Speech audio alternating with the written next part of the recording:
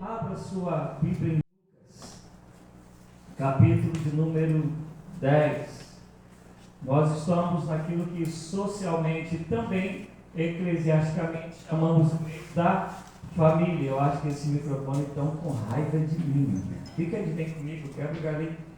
E então a pregação ela tem esse sentido, né? De falar sobre família. Enquanto você abre em Lucas 10, a gente vai ler a partir do verso 38, somente do 38 ao 42, eu quero fazer você lembrar como que era a vida antes do pecado de Adão e Eva, mas ao mesmo tempo já tendo Adão e Eva.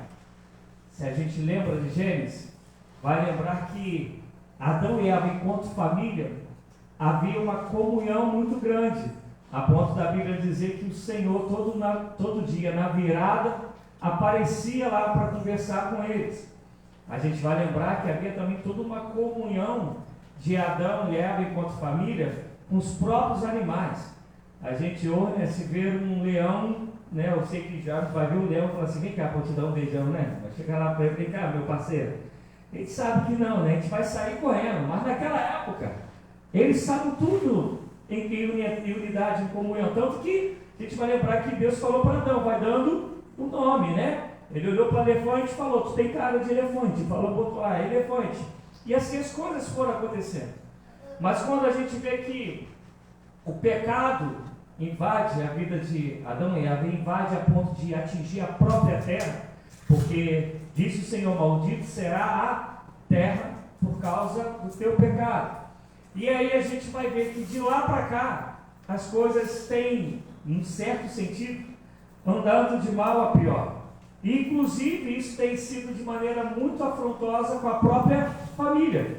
A gente vai ver hoje as loucuras que estão querendo fazer com a família. E estão de todas as maneiras querendo desfigurar aquilo que um dia foi projeto de Deus. Então, voltando ao Éden, a gente vai ver que havia uma família e que Deus tinha prazer de se apresentar, de falar, de se achegar a esta família. E eu quero falar sobre uma família que, mesmo vivendo pós-pecado, havia em Deus um prazer de estar nessa casa. Ele sentia-se à vontade de estar nessa casa. Normalmente, nós oramos dizendo para o Senhor, Senhor, vem e abençoe a minha casa, abençoe a minha família, e nada de errado nisso. Mas quantas das vezes a gente falou, Senhor, eu quero que o Senhor tenha prazer na minha família, eu quero que a minha família seja um lugar que o Senhor goste de chegar, que o Senhor olhe para a gente e se sente atraído por estar na minha casa e estar conosco. Aqui, né, a irmã falou que fica mais um pouquinho, né? Tem um hino que fala, né? Fica mais um pouquinho. Mas a gente sabe que isso foi falado com carinho, mas a gente sabe que a gente é templo e habitação do Espírito Santo e que toda a terra está cheia da glória de Deus. Todavia, e não se espantem com o que eu vou falar, há um pensamento nosso que há alguns lugares que Deus não está. Isso não tem nenhuma base bíblica. Pode ser o lugar mais horrível do mundo, Deus está lá. O salmista já disse, se eu subir ao mais alto dos céus, lá eu te encontrarei. Se eu descer ao mais profundo do abismo, ali tu estarás. Isso é toda a terra do Senhor, o Senhor é onipresente. Agora, há locais que Deus tem liberdade e prazer para se manifestar, para ser de fato o Senhor daquele lugar, o Senhor daquela vida. Então a gente precisa compreender primeiro que não existe lugar que Deus não seja, mas também a gente tem que entender que há lugar que Deus tem prazer. Ele sabe que ali ele pode ser Senhor, pode ser Deus, pode ser amigo. E é sobre essa família que eu quero falar, que a gente nem conhece. Vamos lá, Lucas 10, a partir do verso 38. Caminhando Jesus e os seus discípulos chegaram ao povoado onde certa mulher chamada Marta o recebeu em sua casa. Tudo indica, é quase certo que esse lugar é Betânia, porque quando você vai ler lá Mateus 21, 17, está lá escrito que Jesus foi descansar em Betânia, ele foi descansar. Muita gente tenta falar que não era porque Betânia ela ficava a 3 quilômetros de distância de Jerusalém. Então, por causa dessa distância, as pessoas acham que Jesus ia andar isso tudo. Só que andar 3 quilômetros naquela época, né, era a coisa mais tranquila do mundo. Hoje, eu vim conversando com o Rubem, e coisa que ainda não consegui me acostumar, mas é coisa que eu falo de vez em quando, né, que o trânsito ruim para vocês é um sonho de consumo de qualquer carioca, como eu sou. O que vocês chamam de ruim para nós seria um paraíso. E aí hoje, falei para o Rubem que hoje meu dia foi bem puxado, mas na hora do almoço eu gosto de ver lá o repórter para eu estar aprendendo sobre Cachoeiro, sobre Espírito Santo. E aí a repórter falou assim, ela estava filmando em frente lá, onde a gente mora, estava filmando ali em frente ao shopping. Aí falou, o trânsito está muito pesado. Aí eu levantei, deixei o prato do lado, fui lá olhar. Aí eu olhei, aí não aguentei, eu já ri, eu chamei minha esposa, chamei minha filha, falei, o repórter falou que o trânsito está pesado. Aí elas começaram a rir, por quê? O pesado, o ruim para vocês é o tranquilão para a gente, é um sonho. E aqui, 3 quilômetros, para quem hoje acha, né, que tem o aplicativo, tem o carro, parece longe. Mas para aquela época era muito comum. Mas o que me chama ainda a atenção é que Jesus ele andava 3 quilômetros para chegar numa família, depois você vê lá no Mateus 21, 17, porque lá naquela família ele se sentia em casa, ele se sentia à vontade. E aí vou continuar lendo. Marta o recebeu em sua casa. Maria, sua irmã, ficou sentada aos pés do Senhor, ouvindo a sua palavra. Marta, porém, estava ocupada com muito serviço e aproximando-se dele, perguntou: Senhor, não te importas que minha irmã tenha me deixado sozinha com o serviço? Dize-lhe que me ajude. Respondeu o Senhor: Marta, Marta, você está preocupada e inquieta com muitas coisas. Todavia, apenas uma é necessária. Maria escolheu a boa parte, e esta não lhe será tirada. Eu vou começar só com esse último versículo, que a maioria das traduções, elas trazem: Maria escolheu a melhor parte. Tanto uma quanto a outra está correta. Mas a gente precisa entender o contexto. Qual é o contexto? O que Marta estava fazendo estava errado? Não. Só que isso que a palavra de Deus está falando. Entre muito trabalho e entre ouvir a palavra, dê preferência a ouvir a palavra. E o interessante a gente trazendo para a igreja, e com algumas exceções, a gente vê que na igreja às vezes a gente mergulha em trabalhos, em eventos da igreja, né? Aqui está em obra, eu não sei quantas pessoas estão envolvidas, mas às vezes a gente não tem o mesmo empenho em se preocupar com a palavra, em se alimentar da palavra. E isso eu não estou falando só no momento do culto como agora, estou falando no momento do teu culto sozinho na tua casa, da sua devocional na sua casa. Às vezes a gente está em casa e está pensando, pô, vai pedreiro lá, eu tenho que levar água, eu tenho que levar almoço, eu tenho que varrer não sei aonde.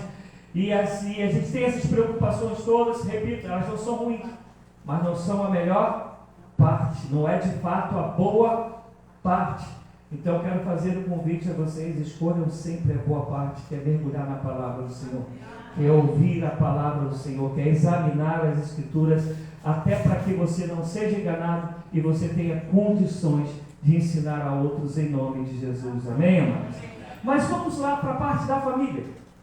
Jesus é esse que caminha 3 quilômetros para chegar numa casa, porque era o lugar que ele se sentia à vontade. E nessa casa tem irmãos diferentes. Eu vou começar por Lázaro. Lázaro é aquele que João 11 nós conhecemos que o Senhor o ressuscita depois de 3 dias, isto é, no 4º dia. E por que Jesus foi no 4º dia para ressuscitar Lázaro? Porque havia um pensamento cultural, não comprovado, mas cultural entre os judeus, que até o 3º dia alguém poderia ressuscitar. Isso nunca tinha acontecido, não tem lugar nenhum, nem na arqueologia, nem nos escritores da época, em lugar nenhum, que alguém houvesse ressuscitado até o 3º dia. Mas havia um pensamento cultural que até o 3º dia alguém pudesse ressuscitar. Estou falando aqui de cultural, Eu estou lembrando da minha avó. Hoje eu sei o que aconteceu. Eu estou quase todos os dias lembrando de algo da minha avó, né? Minha avó faleceu tem uns 8, 9 anos e 10 anos que minha avó faleceu.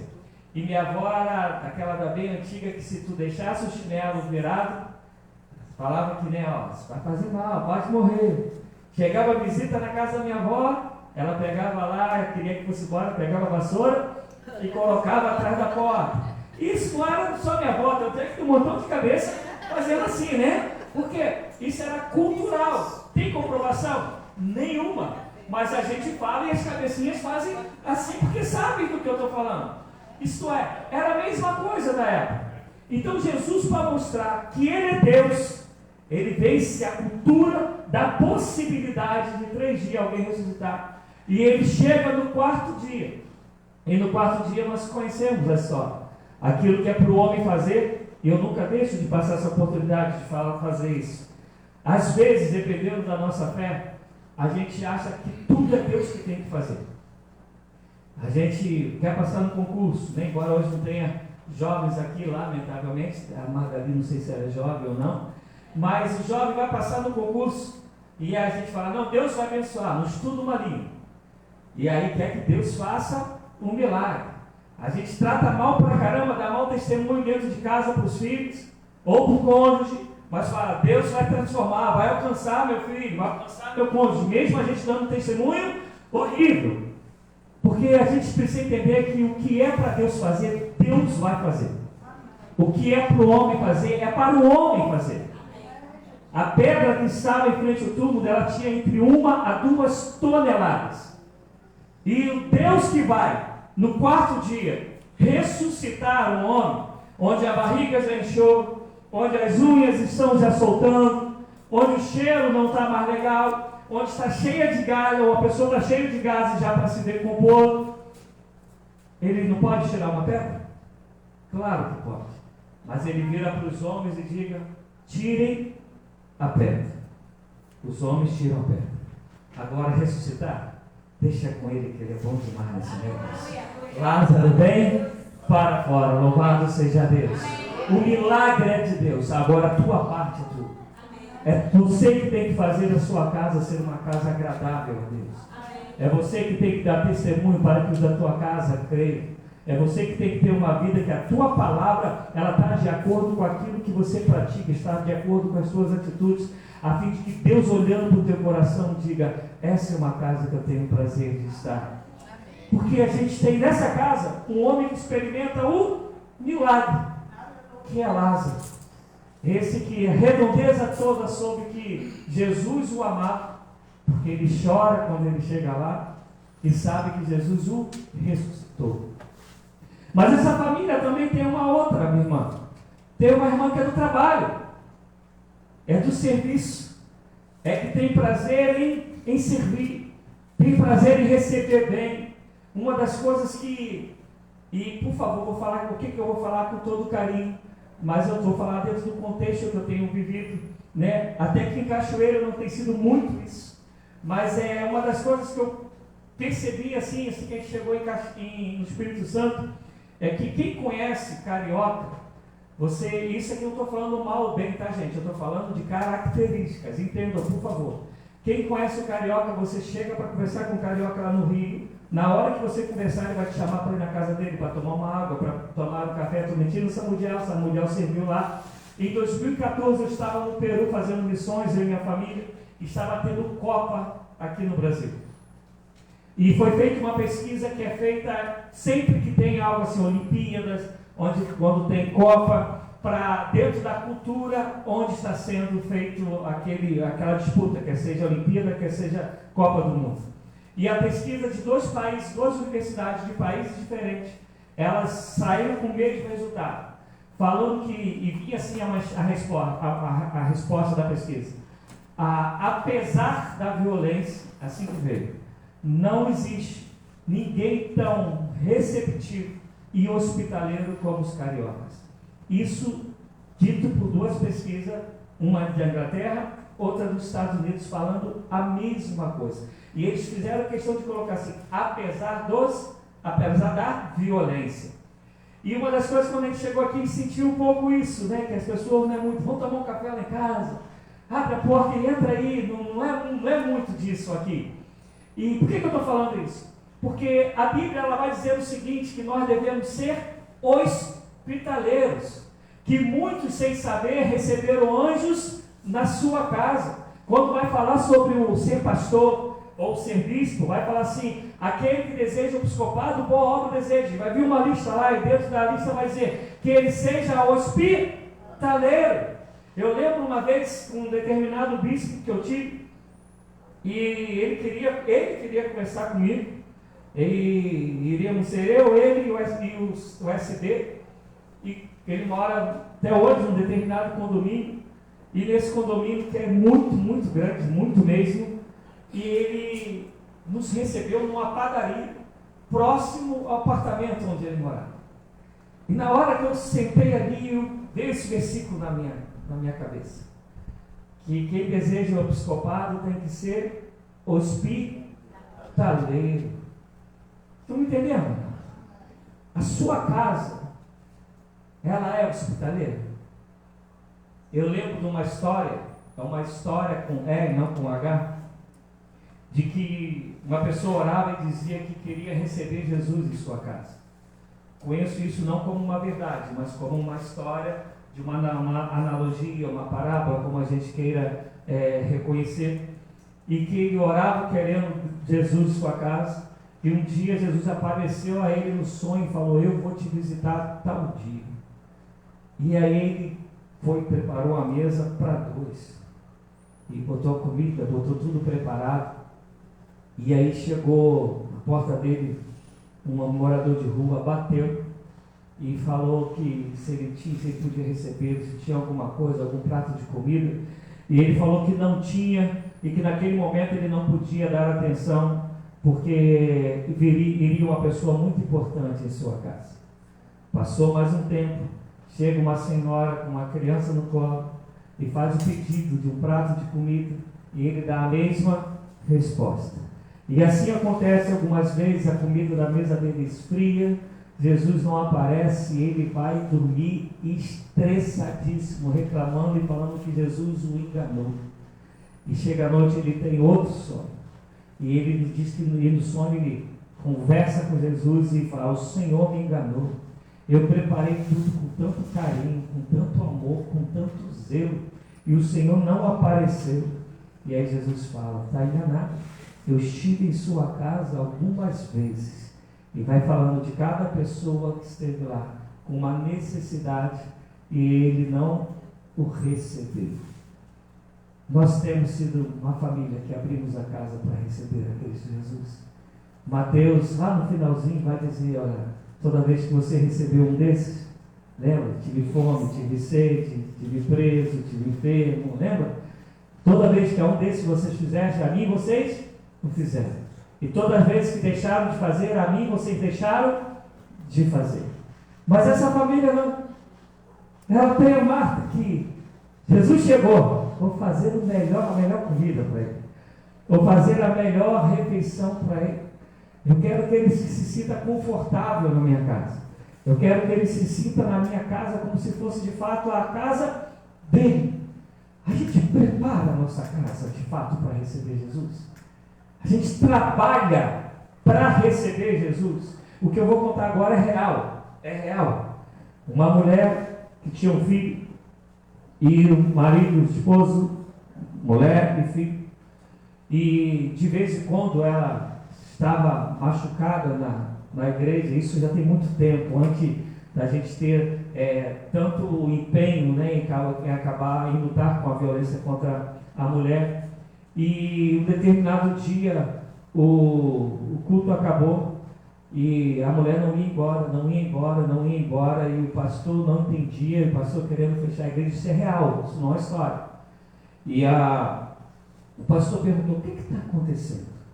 Eu te vejo às vezes com marcas e te vejo, estou vendo hoje que você não quer ir embora, e você está aí, seu filho agarrado em você, e seu marido, que tinha um cargo na igreja, já foi. E ela falou assim, Meu marido passa 1 hora orando, mas quando ele levanta, ele é um verdadeiro cavalo. Assim, estou dizendo como foi dito. Você prepara a tua casa para receber Jesus? Você luta, trabalha.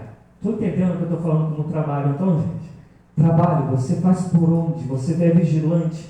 Você enche tua casa de amor, de graça, de misericórdia, de compaixão. Se você é marido, você se dedica em amar a sua esposa como o Senhor amou a igreja. Se você é mulher, esposa, você é essa que é adjutora, colaboradora, a socorrista do teu marido, a que sustenta, a que apoia, a que o faz se sentir bem em sua casa. Se vocês são pais, vocês são aqueles que fazem com que o ambiente, façam com que seus filhos olhem para vocês e vejam Jesus na sua vida, vejam o casal que foi unido para a glória de Deus e se tornaram um, e são tementes ao Senhor. Vocês trabalham de fato, nós trabalhamos de fato, para que a nossa casa seja essa casa, para que Jesus possa chegar e saber, olha, eu vou ser bem recebido, eu sei que vão me tratar bem, eu sei que esse é o lugar, é um lugar de trabalho para que eu esteja presente. Essa é uma família que trabalha para a minha glória. Nós somos essa família. A nossa casa é assim. E tem outra, que é a Marta, que é então que a Maria. Essa que tudo que tem que fazer, ela para tudo. Ela não quer outra coisa a não ser ouvir de Jesus e estar aos pés de Jesus. Ela parou tudo. Com certeza ela tinha suas atribuições. E o interessante é que nessa cultura, mulher não podia estar junto dos homens para aprender. Mas ali é casa, é família. Não existe protocolo, o que existe é liberdade. Não existe regras que coloquem doutrinas que faz a gente ficar engessado, faz com que a gente fique com uma correntezinha para poder nos domar. Não, o que existe é comunhão. A comunhão ela é tão grande que tem um problema entre Marta e Maria, e elas não escondem de Jesus, porque elas sabem que Jesus é o que resolve o problema. Jesus escuta os quadrinhos e sonda o coração, nada está oculto diante dos olhos dele, mas só quando ele de fato se sente à vontade na nossa casa, a gente tem liberdade para ser quem é e falar para o Senhor, ajuda-nos a melhorar, ajuda-nos a ser mais agradáveis ao Senhor. Por isso que ela leva o problema para quem? Ela leva para Ele, porque sabe que Ele tem a solução. Uma está aos pés dele, mas a outra sabe quem Ele é. Uma é do trabalho, mas trabalha para a glória dele. A outra se alimenta, mas é essa que entende, eu deixo tudo para poder ouvir do meu Senhor. Eu deixo tudo. Eu quero sentar. Disseram que não pode. Não, se alguém vai dizer que não pode, tem que ser ele. Do contrário, eu não ouço outra voz que não seja a voz dele. É essa família que não tem máscaras, que cada um é quem é, diante daquele que conhece tudo, diante daquele que ninguém pode se esconder. A nossa família é assim. Gente, eu estou pastoreando há 24 anos. Estava até conversando ali com a Amada, né? Eu prego desde 5, 6 meses que eu me converti. Conversava com ela que o primeiro lugar que eu comecei a pregar foi na Assembleia de Deus. Depois de 1 ano, as filhas do pastor contaram para ele que eu pregava, ele me passou a colocar para pregar na igreja de onde eu era, de onde eu me converti. Aconselho desde o começo da minha conversão. E eu posso falar para vocês, eu conheço pessoas que na igreja, às vezes família completa, que só falta fazer com o desenho animado, colocar aquela auréola em cima, um parzinho de asas e vão sair voando igual anjos. Mas que passam da porta, a vida é um inferno dentro de casa. As caras são transformadas, mudam, porque na verdade elas são o que elas são quando passam pela porta. E essa família não, elas não tem máscara. Elas são quem são de fato e sabem que se forem aperfeiçoadas, serão pelo que Jesus vai fazer na vida delas. Mas sabe que se Ele está presente, é uma família completa, louvado seja Deus. É uma família que não falta nada se Ele está na casa. E essa família atraía o Senhor. Atraía. E quem lembra da história? No começo da caminhada de Jesus, os fariseus eram parceiros de Jesus. Você vai ler o comecinho de Marcos, lá no capítulo 3, 4, os fariseus chamam Jesus para almoçar em sua casa. Mas quando chegam lá, cada um está preocupado com o seu primeiro lugar. E chega lá, bota lá na frente, e Jesus vai, não tem nada de politicamente correto com Jesus. Por favor, não se espantem. Não tem como ser cristão e ser politicamente correto. Não cabe isso na mesma frase. Porque a gente vai denunciar o que o politicamente correto não denuncia. A gente vai rejeitar o que o politicamente correto não rejeita. E Jesus é convidado para a casa do fariseu, mas quando ele vê a disputa de primeiro lugar, ele se levanta e começa a repreender e fala: está errado. Senta lá atrás. Se alguém quiser te dar honra, quiser te dar honra, vai te chamar aqui para frente. Não ache que você já é merecedor de qualquer coisa. Mas na casa de Marta, Lázaro e Maria, não. Cada um segundo o seu jeito, segundo a sua maneira de viver para a glória de Deus. Cada um está fazendo o seu trabalho, vivendo o seu papel, de acordo com o que cada um é diante de Deus. Na tua casa, cada um vive o seu papel. Na nossa casa, ou às vezes um quer tirar o papel que pertence ao outro. Eu tenho, do meu casamento, eu tenho 2 filhos. Gente, aqui não tem relógio não, né? Então, tá lá atrás. Tem mais 2 horas mais ou menos. Eu tenho, do meu casamento, eu tenho 2 filhos e tenho um filho da minha época de arteiro. Meu filho da época de arteiro já tem 32 anos, Samuel. Já fiz arte também, Samuel. Mas está bem, está servo de Deus, escreveu um livro sobre oração esses dias, é advogado, tem seu escritório, está bem, graças a Deus. Mas no meu casamento tem Tiago e a Rebeca, ou a Rebeca e o Tiago em ordem, né? Meu filho, né, o pessoal também do Bispo Sérgio ainda não sabe disso, mas meu filho ele tem um QI um pouquinho elevado.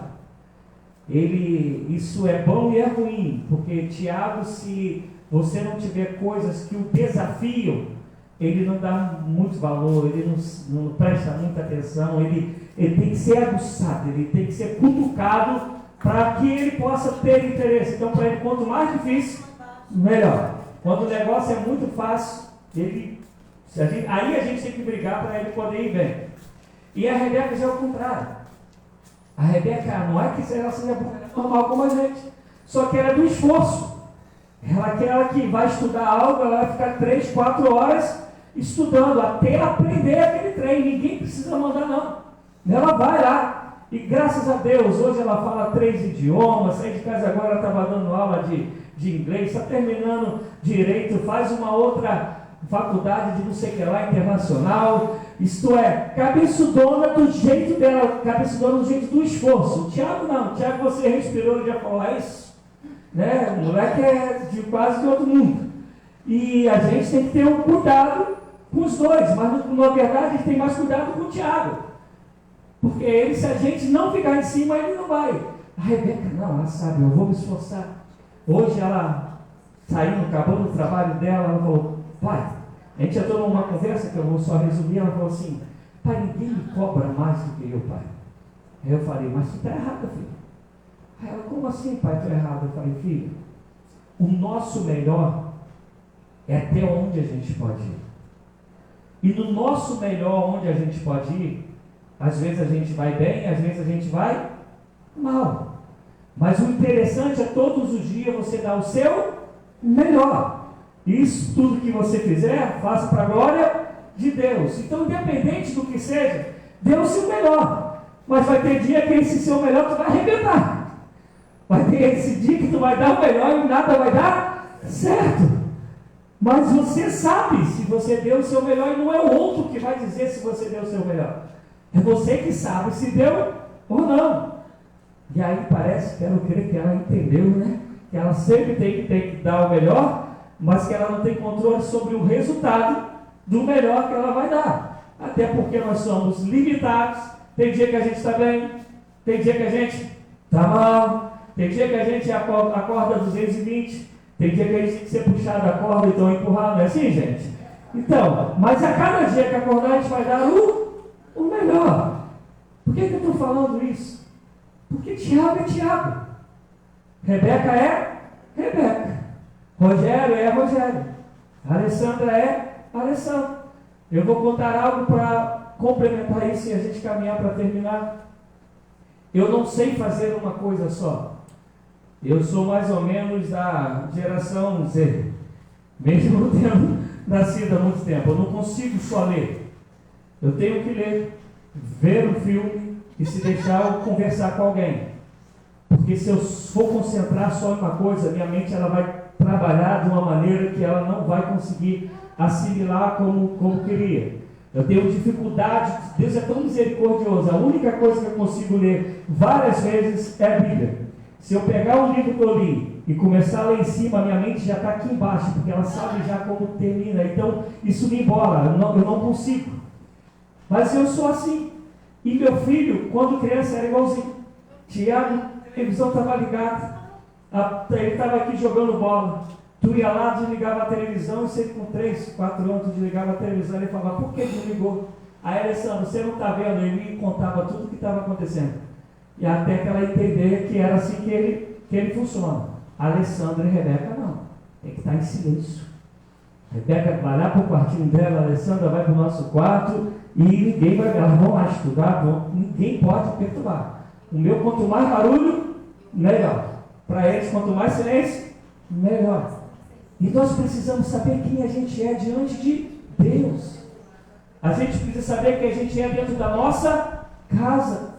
Por isso que Deus criou homem e mulher, onde cada um tem o seu papel e um complementa o outro. É por isso que Ele nos deu os filhos, porque a responsabilidade pelos filhos é dos pais, e a responsabilidade dos filhos é honrar pai e mãe, cada um no chamado que Deus deu. E lamentavelmente, às vezes a nossa família, a gente está trocando papel. Às vezes a mulher, ela faz o papel do homem, e o homem quer fazer o papel da mulher e acha que está legal, que está bom. Não, há um padrão bíblico para que o Senhor tenha prazer em visitar a nossa casa. Há um padrão de Deus, onde Deus olha e fala, essa casa me alegra, essa família, eu amo estar presente. A gente precisa compreender isso, porque é muito fácil para a gente falar, Senhor, entra na minha família, Senhor, transforma a minha família. Mas nós fazemos a nossa parte. Nós fazemos com que a nossa família seja uma família que atraia a presença de Deus. Lembra que quando eu comecei falando que Deus está sobre toda a terra, mas há lugares onde Ele se manifesta, onde Ele é Senhor, onde Ele é glorificado, e aí a presença dEle é diferenciada.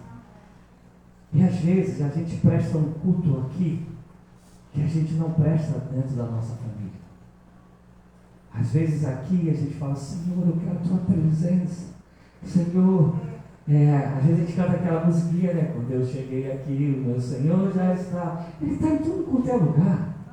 Mas o culto daqui só tem valor se o culto da vida, a começar pela nossa família, é um culto onde atrai a presença de Deus. Por favor, não confunda família em Cristo com família da religião. Não confunda a vida com o Senhor com vida da religião. Aqui tem que ser um complemento do que é a nossa casa. Aqui não tem que ser um lugar que substitui a nossa casa. Aqui tem que ser um lugar onde aquilo que glorifica o Senhor vai ser de maneira maior, porque estamos juntos entre outras famílias para honrar, louvar, adorar e glorificar o Senhor. E a gente precisa entender isso para ontem. Para ontem. Chega da gente achar que tudo tem que ser Deus quem vai fazer.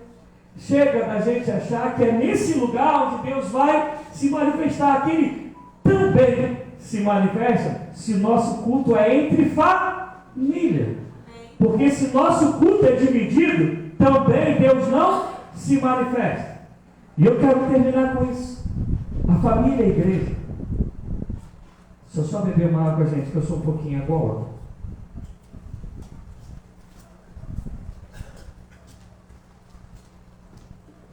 Eu quero falar da família e igreja. Há um tempo para cá, embora isso tenha raiz em toda a história bíblica, que a gente acha que esse culto aqui, ele pode ser prestado de maneira individual. O culto, ele é comunitário. Uma unidade em comum. Todo mundo querendo a mesma coisa. E qual é essa mesma coisa? Ah, pastor, é glorificar a Deus, sim. E como Deus é glorificado? À medida que todos sejamos uma só família, um só povo, um só corpo. Quando eu chego aqui achando que eu vim buscar a minha bênção, eu já estou prestando um culto que não agrada a Deus.